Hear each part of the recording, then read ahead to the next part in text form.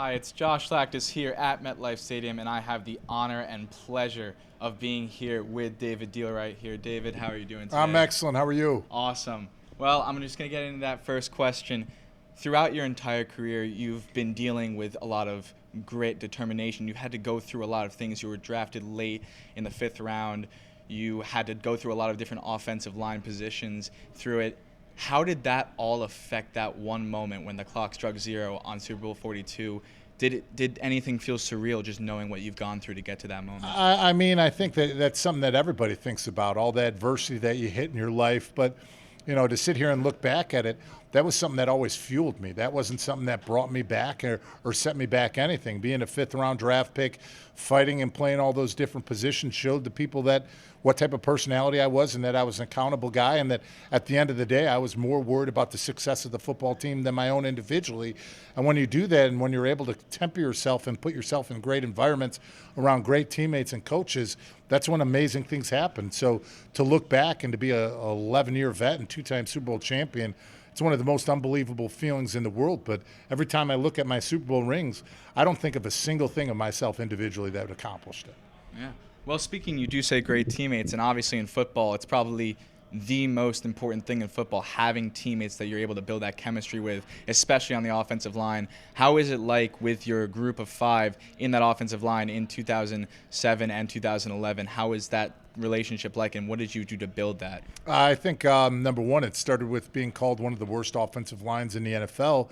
It's not about what you say, it's about your actions. And we were able to turn things around by the way that we worked, the way that we believed in each other, and the way that the rest of our team rallied around us, knowing that for 4+ quarters, for 16+ games, we're going to be fighting there for them, not just for us individually. So that means everything to you. And when you really think about what you're doing and having those great teammates, and when adversity hits, that brotherhood and that accountability and all the things you do off of the field, that's where it matters, because you have so much more invested. And it's not just about going to work and leaving. It's about carrying that relationship to do amazing things. And that's why when we have our Super Bowl, reunions like we did 2 years ago to celebrate the 10-year one up against the Lions, it was like we never left getting each other together. And that's something that'll never change. Yeah. Well, obviously, you were a great player on the field, a great teammate in the locker room. But I want to catch on something else about the fact that you were also a great representative of an entire nation. Croatia, obviously, I know is near and dear to your heart.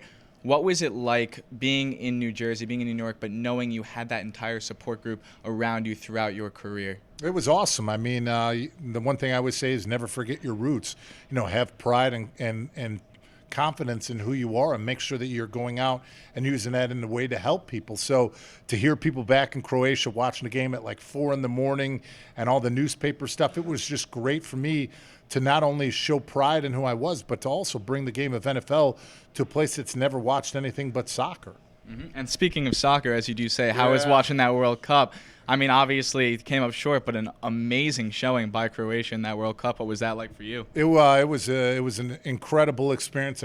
Last week was the anniversary of it. You wish you would have won, but for such a small country to accomplish those great things, it was awesome for everybody to see.